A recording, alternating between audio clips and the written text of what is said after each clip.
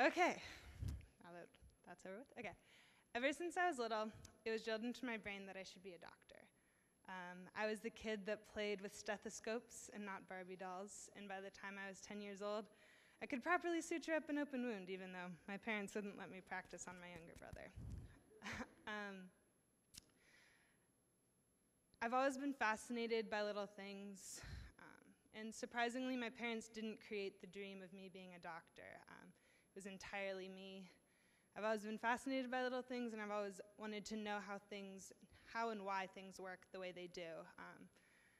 How my brain can fire off messages faster than I could ever send text message. How microscopic cells can communicate and work together. How my muscles can have a memory. All of these little things I've always wanted to know about. I love learning, and I've always wanted to help people. So medicine seemed to be a good blend of the two. It seemed to fit both of those criteria very, very well. I've always wanted to be the best in absolutely everything I do. I'm a perfectionist. And so in my mind, being the best meant being a doctor. What was my dream, my grand plan? I was going to attend the University of Rochester in New York. I was going to major in neuroscience with a minor in Spanish.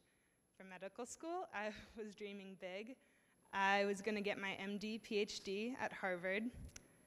And every single minute of my life I had planned out. I was going to, when I was getting my MD, PhD, I would have 18 years ahead of me.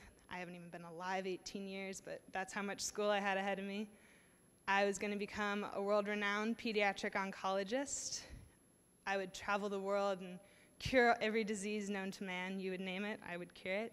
And of course, after all was said and done, I would have to write a book. That was the plan. So this summer, I was accepted into a program at Nationwide Children's Hospital called Mechanisms of Human Health and Disease. I was ecstatic when I was accepted. I couldn't wait for it to get started. It sounded like the perfect challenge. And it fit perfectly along the line with what I wanted to do with my life. It was just the next stepping stone that was going to get me into college, that was going to get me into med school, that was going to help me change the world. But the class did the exact opposite of what I expected it to. I expected to leave the class ready to go put on my white lab coat and start searching for the cure, or travel over to Africa and start implementing a cure that I hadn't even found yet. But instead, I left Mechanisms with a new concept in mind, and that would be, you don't have to be a doctor to change the world. I know this sounds like common sense, but probably because it is. But for me, this concept was mind-boggling. It completely changed the way I looked at the world, the way I looked at myself. I was so preoccupied with my improbable and pretty much impractical plan to even look the other way and see everything, all the other possibilities that could make me happy. Yeah. Happy. Hold on.